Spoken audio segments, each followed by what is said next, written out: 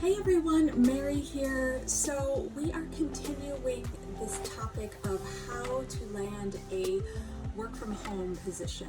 And in today's video, we're going to talk a little bit more about situations where you might be currently employed with a company and you're looking to have a conversation with your manager or director or whomever to see if you can transition your office-based position into a work from home arrangement. A lot of times people think you have to leave your current job to find a work from home employment, but it's not the case. A lot of times you can have a conversation with your manager to make it happen. I want to share 6 tips on how you can propose the idea of taking your office-based employment to a work from home arrangement.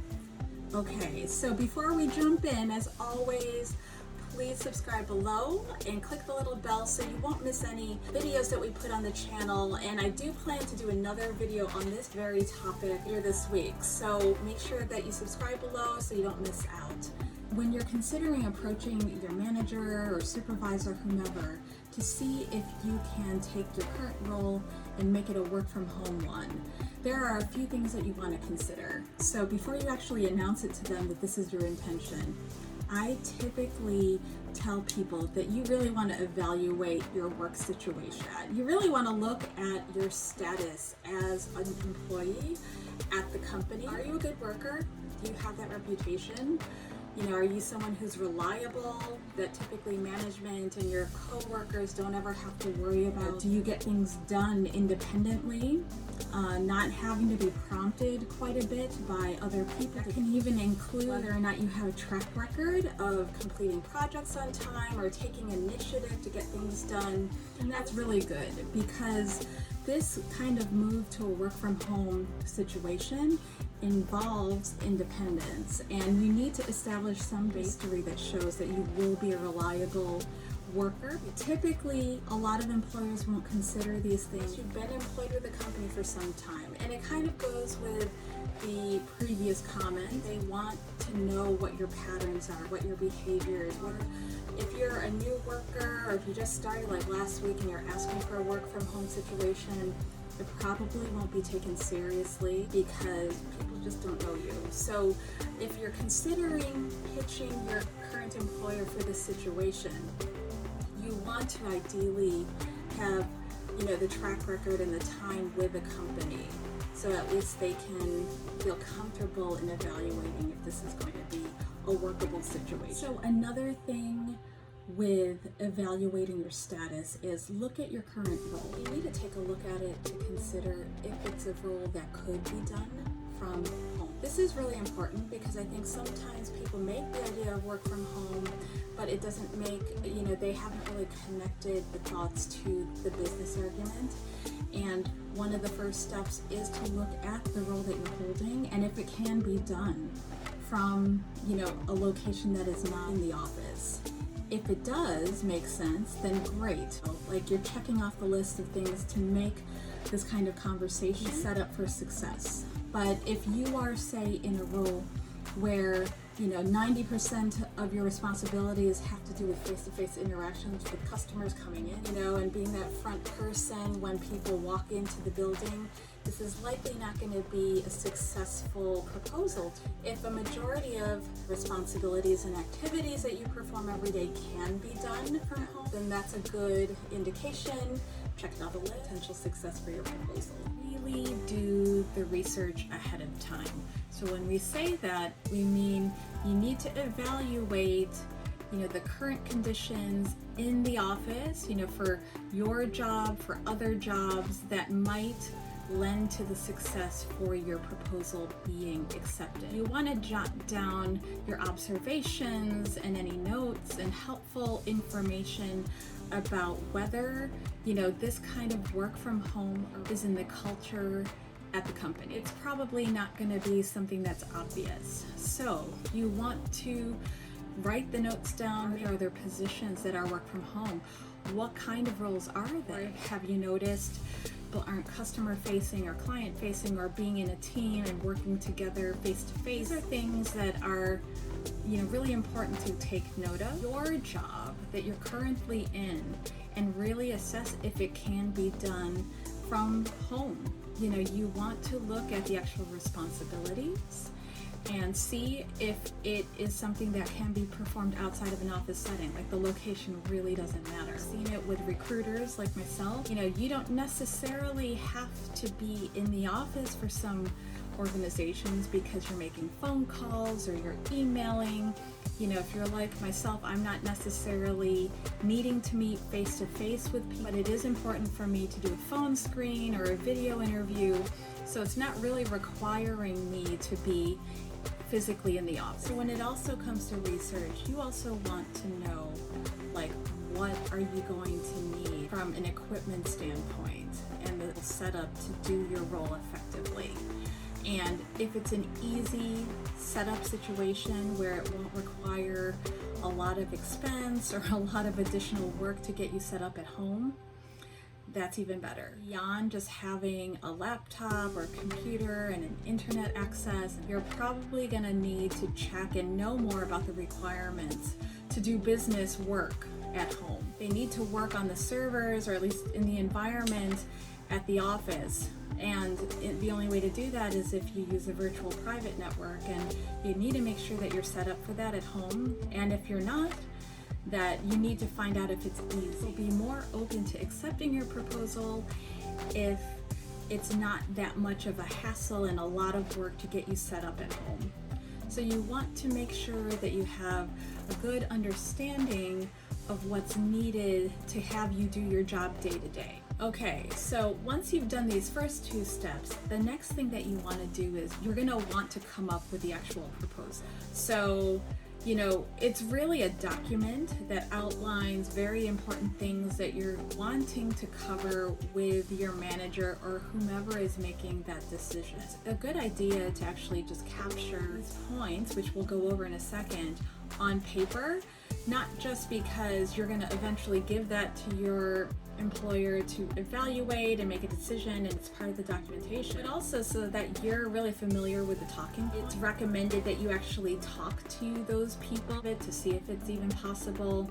You know, you'll have a one-on-one conversation, perhaps you have a one-to-one weekly meeting with your supervisor where you can bring it up, or perhaps you even have like a performance review coming and this will be a topic for conversation. It'll be a reference tool so you can be confident when you're asking for this arrangement. What goes in this document? One of the first things you need to write in your document will be the reason why you're asking for this. And you know, you want to make it compelling.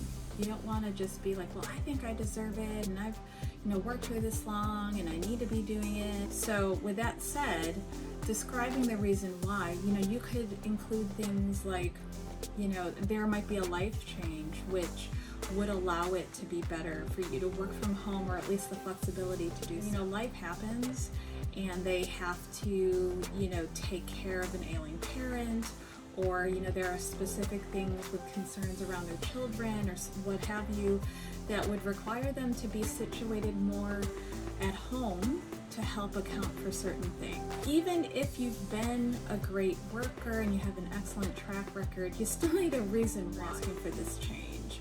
I've never really seen it where your reason why is because you're a great worker and this is what you want. Usually there has to be another reason. So be thoughtful about it. You want to involve tangible reasons for living elsewhere, renting a home, and you know, the prices are much better over there, and it would just be really helpful to have the flexibility to work from home so you're not spending all your time commuting. So a really important part to your proposal is anticipating the business response. So this means you want to be ready to address any objections or concerns management might have to your request. So if you know that someone's going to say, well, what are you going to do about our weekly team meetings when we actually meet in the conference room? You know, you want to be ready and prepared to address those concerns. So another important thing that you want to include in your document is the plan, how your communications and checking in with team members or clients will be when you're not in the office, as well as what your schedule will be like when you are in the office. What does that look like? Again, anticipate what you think your supervisors or teammates might have issue with and address them. How would it work? You're still very much a part of the team and you're committed to being connected with them and maybe even going above and beyond to show that you're online and that you're there for them. But you'll want to address that in what you're writing. You also want to affirm your commitment of being in the office, because if this is totally a new pitch to an environment that's never done it before, you're going to want to show that you still value that in-person interaction and specify when you'll be in the office, the continuity and the flow of interacting with your teammates and clients won't be interrupted. A lot of times proposals are like, this is when I want to be out, but like there's really no reference that you're ever going to come in. You know, even if it's your intention to see if you can do it 40 hours a week, you do still want to include language that addresses that you will come in for important events or things that, you know, the management is deeming necessary. The other pieces to include the time frame when you'd like to see it. You should throw in a line or two that shows that you're flexible for a discussion. If they don't want to meet you fully at what you're proposing, if they'll be more open to meeting you halfway, that's also very important as well, to say that you're open to discussing sort of version of your request. A lot of times employers won't necessarily say, yes, this is how we're going to do it right from the beginning and accept your proposal right away. And that's okay, because, you know, it's a negotiation, if you will, and that's typically a dance. Not everyone gets everything that they want, and, you know, you're putting this idea out there. So you should be willing, as well as they should be willing, to see where there's common ground and seeing if this can happen. You're going to need to consider when you're going to approach them and how you will do this. As I mentioned earlier, this is generally not a one-time conversation, nor is it like, here you go, here's my email, and I've never talked about this topic before. It's going to be a much more involved process. So people have often asked me if there's times where it's more, you know, favorable to be asking for something like this. Everybody's situation is going to be different. I know that many people have approached the conversation of a new work from home arrangement, you know, a few months before they're going to have their performance review, for example, or, you know, sometimes it won't even be on that time frame. Say a life situation is going to dictate, you know, a move to that arrangement a lot sooner, to do it at a time that's appropriate for you and that you'll be ready and aware that this is going to be a longer conversation. It might take multiple months, several weeks, what have you, but, you know, be aware that it's an ongoing dialogue. I recommend that you approach your supervisor or manager face to face, you know, to talk, send them an email to have a conversation, but I would rather that first meaningful conversation is going to be face to face or over the phone to really discuss it. So, you know, propose the idea, gauge the reaction, but don't necessarily look for an answer then.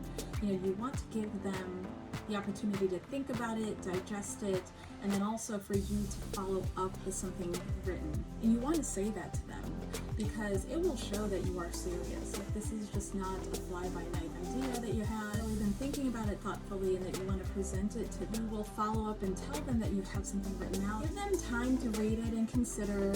You know, you may want to include in your email, or if you're handing it off to them, you know, that you're available for questions. You know, certainly don't have to get into the full conversation, but you would like them to read it and, you know, forward any questions that they might have, and then set a time or at least an agreement that you're going to talk about it more formally. The framework that I've used when I pitched this proposal of taking a job from office-based to work from home. I know that other people have adopted similar models to this, and I would love to hear what your experience has been if you've been in a situation like this. Guys, you know, I'm going to do another video this week, so stay tuned, and if you haven't, subscribe and click the bell. Alright guys, have a great rest of your day, and we'll talk soon. See ya!